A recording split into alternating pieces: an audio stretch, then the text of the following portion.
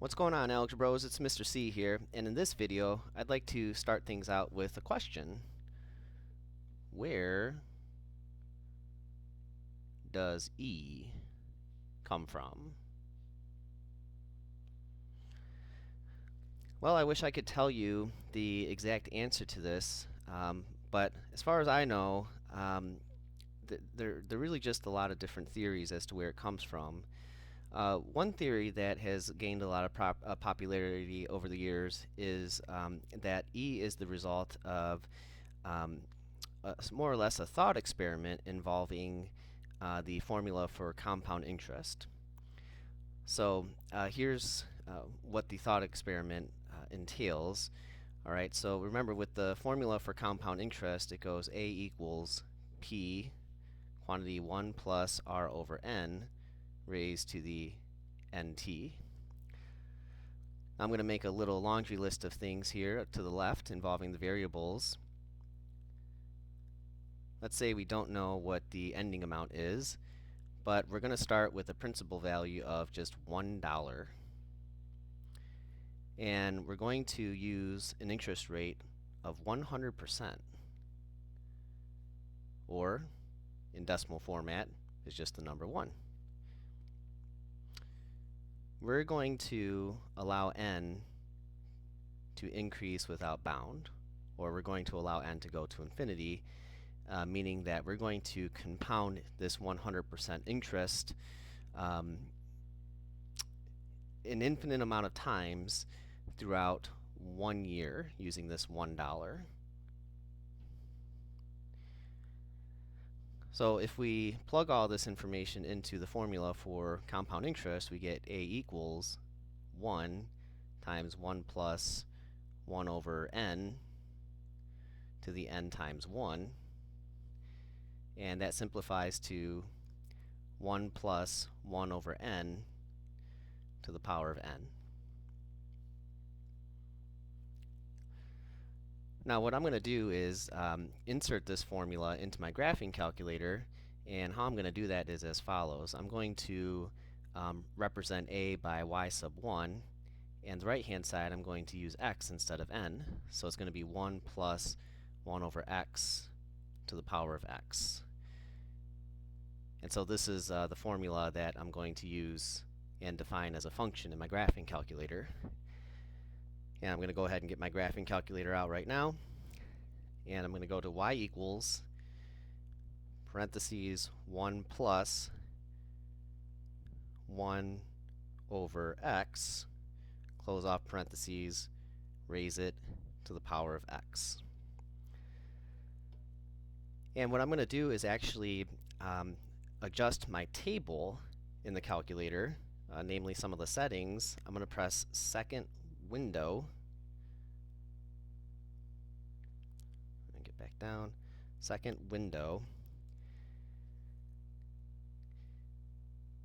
and I'm going to go down to row 3 where it says the independent variable. Normally it just populates those values for us, but I'm going to have it be more of a manual thing. I'm going to arrow over to where it says ask, and I can leave the dependent variable as auto, so it's going to automatically calculate the dependent variable or the value of y sub 1 for us.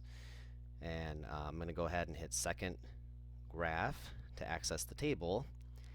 And now I can pick and choose different values of x, which, remember, these are really representing different values of n, or different values that represent the number of times that $1 is getting interest compounded. So for example, if x were 1, meaning that interest is just calculated one time throughout that 1 year, then we get a final amount of 2. If we compound interest, say quarterly, or 4 times within that 1 year, we get a value of 2.4414. So at the end of 1 year, the amount would jump up by 44 cents roughly. If we were to do, say, monthly, n would be 12. We get about $2.61. If we did it weekly, n would be 52. And you can see that these values of y1 are increasing, kind of a big increase at first, but now it's sort of starting to tame a little bit.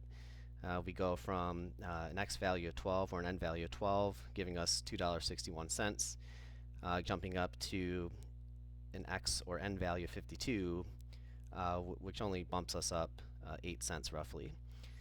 If we were to do this daily, 365, not really a big jump from there. So if interest was compounded every day, that $1 would turn into $2.71. Now I'm going to kind of go a little cray with the x values here. I'm going to jump up to 1,000. So let's say interest is calculated 1,000 times throughout the year. What would happen to that $1? It would turn into 2.72-ish. Maybe if we chose it to be 2,000, 2.72-ish still. I'm going to jump up to an x value of 10,000 and see what the $1 would turn into. And so if interest was calculated 10,000 times throughout that 1 year, that $1 turns into roughly $2.72 still. And if you notice, the value there for y1 is 2.7181, and it turns out that the decimals would keep on going beyond that. Obviously, we don't have the space for it on the graphing calculator, but as you increase these x values, the y1 values approach the number e. And so we can see kind of like the birth of the number e via this thought experiment, where we're, kind of throwing ourselves in a very special case where it's $1, an interest rate of 100%, time value of 1 year only, and then we're increasing the number of times that the interest is calculated throughout that 1 year. And so what happens is, we reach some sort of limiting value in terms of what that $1 turns into, and that limiting value is exactly the number e. So like I said, this is one theory that has a lot of popularity as to where the number e came from, but truth be told, I honestly don't know exactly where the number e came from, but it's fun to think of it in this way. It's kind of neat to see the formula for compound interest kind of give rise to this number e, which isn't just confined to the financial world, but it transcends all disciplines, in fact. So kind of a neat thing, a neat discovery, and we're happy it's here. So that's where the video is going to end. Of course, if you have any questions about anything that I did or mentioned in it, feel free to let me know. Otherwise, thanks for watching, and I hope I instilled a little bit of excitement and motivation about where the number e came from. All right, thanks, Algebros. Take care.